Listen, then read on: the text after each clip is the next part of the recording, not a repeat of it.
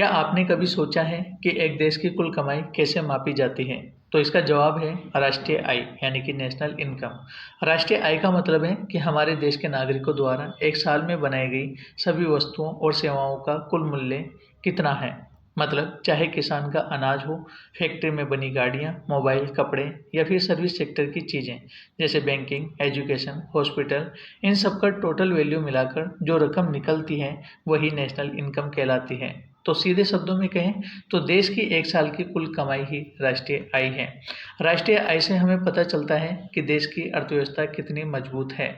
सरकार इसी डेटा का इस्तेमाल करती है नई योजनाएं बनाने के लिए, टैक्स तय करने के लिए और विकास कार्यों की दिशा तय करने के लिए।